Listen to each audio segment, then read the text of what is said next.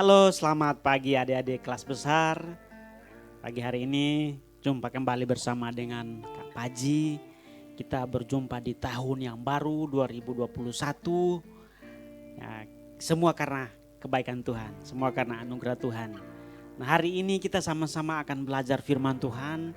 Di tahun yang baru ini kita mau sama-sama akan belajar firman Tuhan dari satu tokoh yang dipakai oleh Tuhan untuk menjadi alat Tuhan untuk pergi dan memberitakan Injil Tuhan, memberitakan kasih Tuhan kepada jiwa-jiwa yang belum mengenal Tuhan Yesus.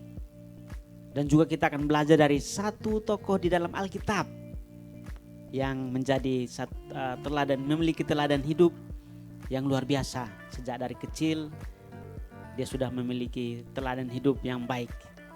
Nah, hari ini yuk kita sama-sama akan belajar bersama Kak Paji. Nah, hari ini Kak Paji mengajak kita untuk kita membahas satu tokoh misionaris. Tokoh itu bernama Hudson Taylor. Nah, tokoh Hudson Taylor ini kelas tengah sudah mendengarkannya, kelas besar yang belum mendengarkannya. Hari ini kita sama-sama mau mendengarkan atau belajar tentang satu tokoh ini. Nah, Hudson Taylor adalah salah satu tokoh yang berasal dari Inggris. Dia dilahirkan di Yorkshire, Inggris pada tahun 1832, abad ke-18. Nah, pada waktu dia masih kecil, Taylor ini masih kecil, ayahnya sudah menanamkan benih firman Tuhan di dalam kehidupannya Taylor ini. Ayahnya bernama James Taylor. Ayahnya ini atau bapaknya ini sudah menanamkan setiap kebenaran-kebenaran Tuhan di dalam hatinya.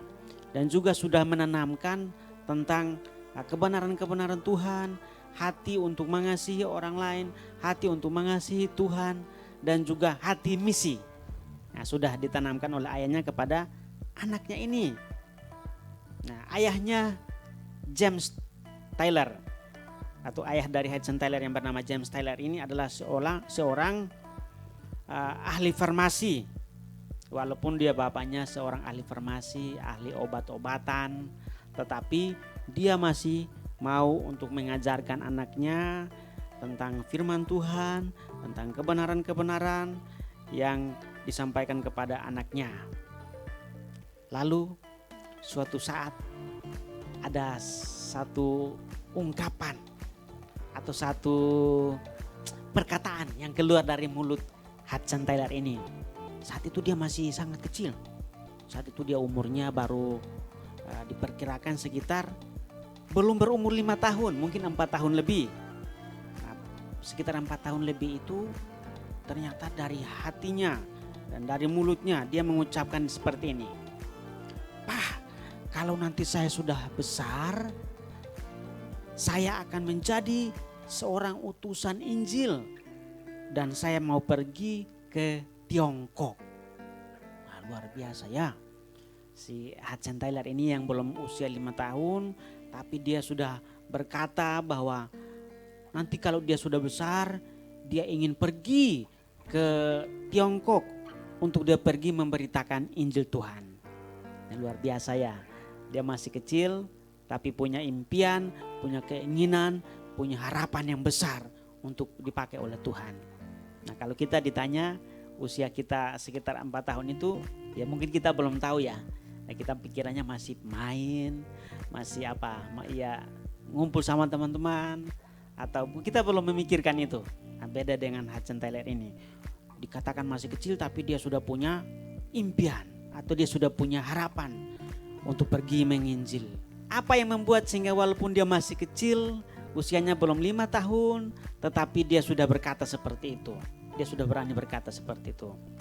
Nah, tadi kalau kita lihat ternyata di atas dikatakan bahwa ayahnya yang bernama James Taylor itu sering membacakan firman Tuhan, sering mengajarkan firman Tuhan kepadanya, dan sering memberitakan kebenaran-kebenaran Tuhan tentang misi-misi keselamatan yang disampaikan oleh Tuhan kepadanya. Nah, sehingga dia sudah memilikinya. Artinya sudah ada yang menanamkan di dalam hati Hudson Taylor ini. Nah, walaupun dia sudah menjadi Kristen, tetapi pada suatu hari, suatu saat ketika dia sudah menginjak usia remaja, usia belasan tahun, ya mungkin kira-kira sekitar usia 18 atau 17 atau 18 tahun. Ternyata Hudson Taylor ini mengalami satu peristiwa atau satu perasaan di dalam hatinya yang ragu-ragu. Nah, dulu dia masih kecil, dia yakin akan firman Tuhan dan dia mau pergi menginjili di Tiongkok. Tetapi ketika usia remaja atau usia sekitar 17-an tahun lebih, dia sudah ragu-ragu.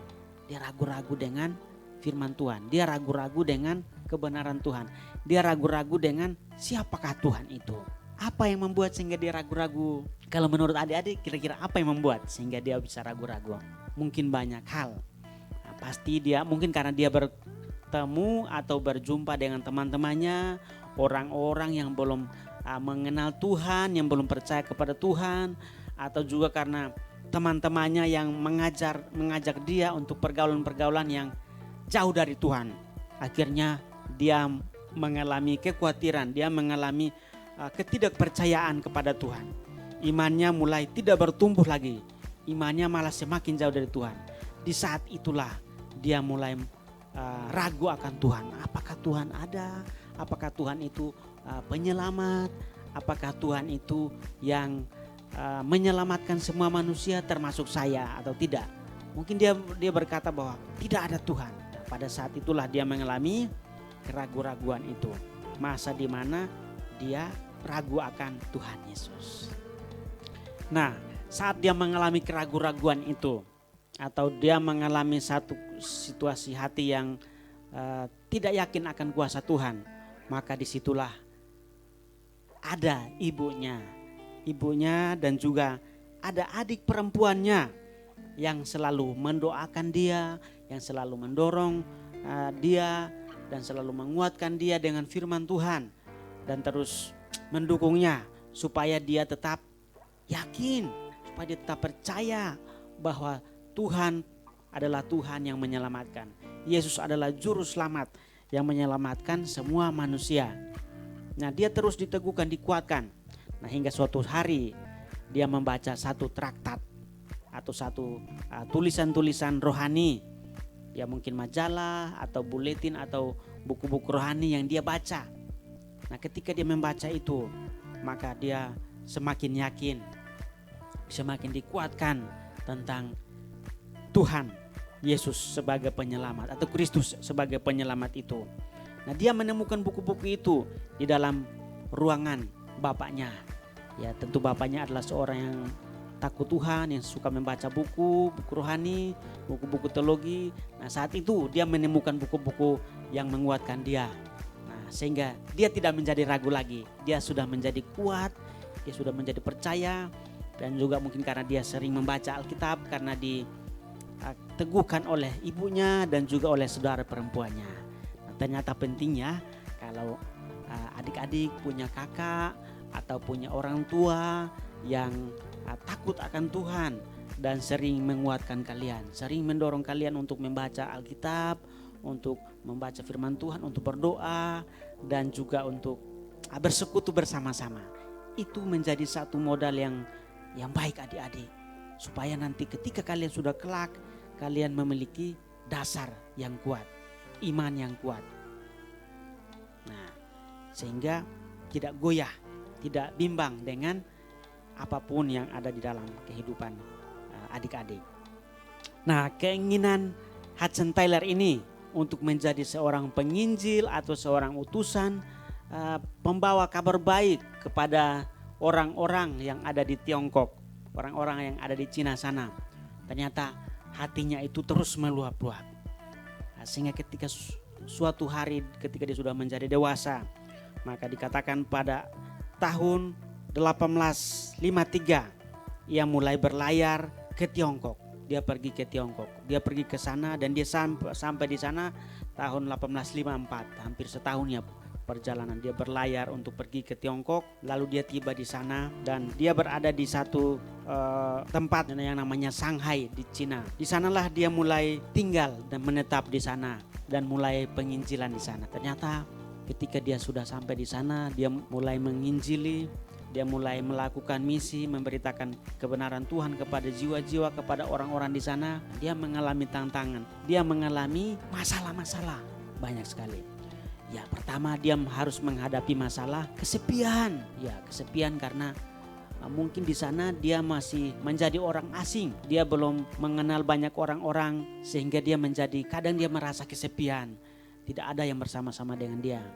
Lalu dia juga mengalami masalah keuangan yang terbatas. Sehingga dia tidak bisa dengan mudah membeli ini, membeli itu, dan apa yang diinginkannya mungkin dia tidak bisa membeli. Bahkan kebutuhannya juga bisa tidak tercukupi karena masalah keuangan. Lalu masalah apa lagi? Nah, masalah budaya. Ternyata budaya di sana juga beda. Orang-orang yang ada di sana ketika Hudson Taylor datang menceritakan tentang Tuhan Yesus, menceritakan tentang kebaikan, keselamatan Tuhan Yesus yang telah menyelamatkan semua manusia. Orang-orang di sana tidak mau mendengarkan itu. Mereka tidak mau mendengarkan apa yang dikatakan oleh Hudson Taylor. Tetapi apa yang mereka lihat? Mereka melihat pakaian yang dipakai oleh Hudson Taylor ternyata berbeda dengan mereka, tidak sama dengan mereka. Nah, sehingga disitulah tantangan Hudson Taylor untuk dia harus berpakaian seperti mereka. Nah, orang-orang Eropa atau orang-orang Inggris tentu mereka pakaiannya yang rapi, yang jas, celana yang bagus dan sepatu dan juga mungkin dasi. Nah, tetapi ketika dia ada di sana maka dia harus berpakaian seperti orang-orang Tiongkok, apalagi orang-orang pedalaman Tiongkok, orang-orang pedalaman Cina. Pakaiannya pasti beda. Rambutnya depannya harus digundulin, lalu di belakangnya harus dipanjangin. Nah, seperti kalau kalian lihat atau nonton film-film kungfu Cina. Nah, biasanya orang-orang yang berpakaian seperti itu atau orang-orang pedalaman Cina, nah, mereka selalu memakai pakaian yang seperti itu, panjang dan juga kepalanya ini harus digundulin, belakangnya harus dipanjangin. Lalu akhirnya ya mau nggak mau Hudson Taylor harus berpakaian seperti mereka. Walaupun dia sulit sekali, berat sekali untuk menjalaninya. Walaupun dia ditertawain, diolok-olok sama orang-orang yang lain. Tetapi dia harus melakukan. Lalu apalagi masalahnya? Bahasanya orang-orang di sana juga pasti berbeda. Tidak sama dengan bahasa Inggris atau bahasa orang-orang Eropa. Sehingga menjadi tantangan bagi Hudson Taylor untuk menginjili mereka. Dan juga mungkin banyak sekali tantangan yang dihadapi oleh Hudson Taylor ini. Nah, setiap tantangan-tantangan yang dihadapi oleh Hudson Taylor dia bisa melewatinya dengan baik. Bahkan di samping dia harus menyesuaikan diri dengan kehidupan orang-orang yang ada di sana, orang-orang Tiongkok pedalaman. Tetapi di sisi lain dia juga mengobati mereka. Karena dia juga sekolah farmasi, sekolah obat-obatan. Dan dia juga bisa mengobati orang-orang yang sakit. Jadi selain dia menginjili, menyampaikan kebenaran Tuhan, tetapi dia juga mengobati orang-orang yang sakit. Nah, sehingga pelayanannya itu menjadi berkat bagi orang-orang di sana. Nah, bahkan dia mengalami tantangan, yaitu dia 2 kali mengalami kegagalan untuk menikah. Gagal menikah dengan 2 wanita yang akhirnya tidak jadi istrinya. Lalu kemudian Tuhan mengirimkan seorang wanita yang bernama Maria Dyer. Maria Dyer ini adalah seorang yang dikirim oleh Tuhan untuk menjadi seorang utusan Tuhan di Tiongkok juga. Dia sebagai seorang guru yang juga mendirikan sekolah dan menyekolahkan anak-anak perempuan yang ada di sana sehingga mereka belajar.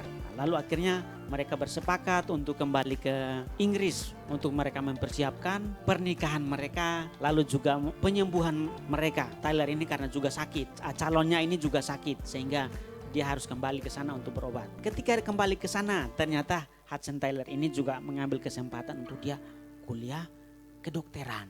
Nah, dia kuliah di sekolah dokter dan setelah itu mereka menikah dan mereka kembali lagi ke Tiongkok. Setelah mereka kembali ke Tiongkok ternyata mereka membawa atau mengajak orang-orang muda, utusan-utusan untuk menjadi penginjil bersama-sama dengan mereka. Ratusan orang dibawa untuk mereka dilatih, untuk mereka menginjili orang-orang yang ada di Tiongkok.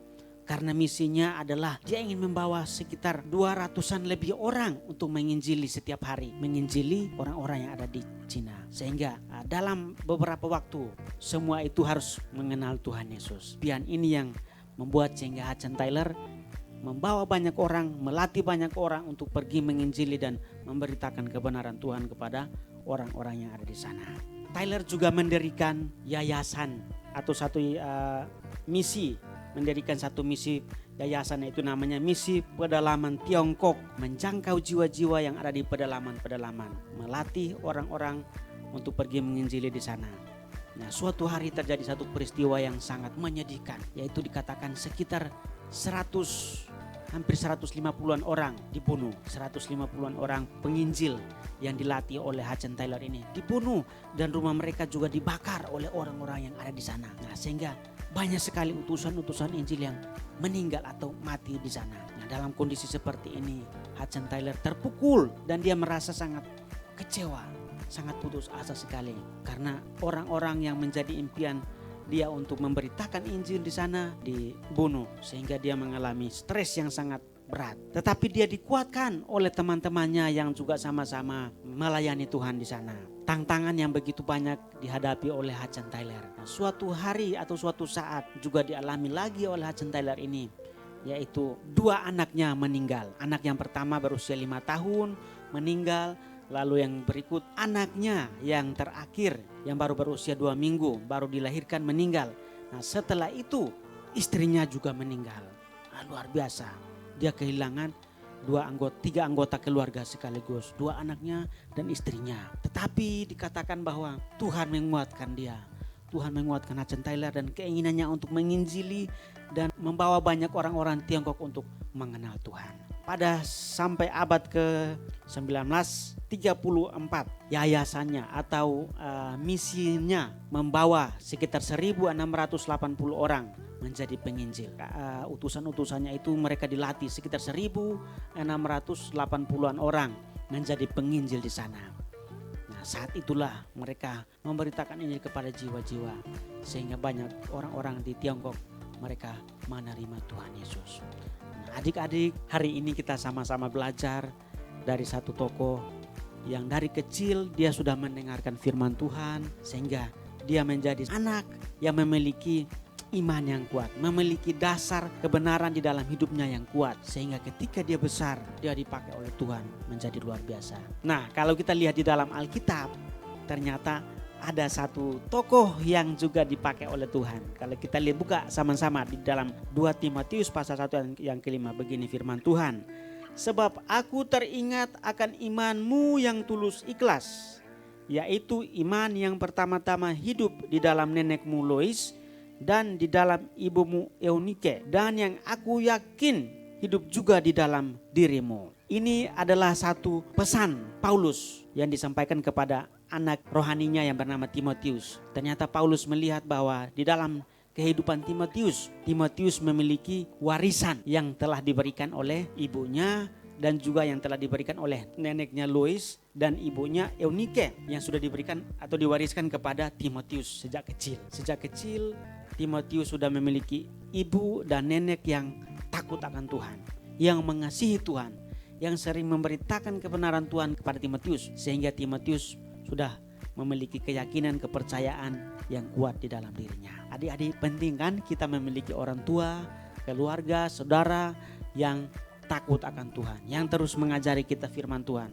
yang terus mengajari kita kebenaran Tuhan. Nah, sehingga kita sudah dari sejak kecil sudah mendengarkan firman Tuhan, sudah mendengarkan khotbah-khotbah, sudah berdoa, sudah memuji Tuhan. Itu sangat penting, sehingga kita nggak boleh kebanyakan bermain lalu kita lupa untuk berdoa kepada Tuhan, kita lupa untuk membaca firman Tuhan. Dari sejak kecil kita harus sudah belajar menanamkan yang baik di dalam hidup kita.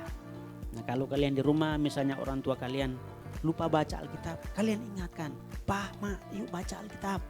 Atau yuk kita berdoa sama-sama, kita memuji Tuhan. Saling mengingatkan supaya tetap hidup di dalam takut akan Tuhan. Sehingga walaupun kita masih kecil, kalian masih kecil, tetapi kelak Tuhan akan pakai hidup kalian. Nah, karena itu dari sekarang harus mempersiapkan dirinya untuk siap dipakai oleh Tuhan. Seperti tadi Hudson Taylor, dia dipakai Tuhan luar biasa. Nah, kakak berdoa supaya kalian juga memberikan hati kalian, hidup kalian untuk firman Tuhan itu masuk di dalam hidup kalian. Kiranya firman Tuhan hari ini yang kita baca, yang kita dengar hari ini menjadi berkat dan kekuatan untuk kita semua.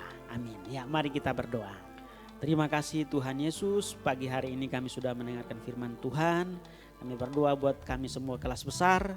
Tuhan berkati, Tuhan tanamkan firman-Mu di dalam hidup kami, sehingga walaupun kami masih kecil, tetapi kami sudah punya dasar iman di dalam hidup kami sudah punya kekuatan firman di dalam hidup kami, dan itu menjadi modal untuk kami mencapai masa depan kami. Berkati kami Tuhan, berkati orang tua, berkati seluruh studi kami dan masa depan kami.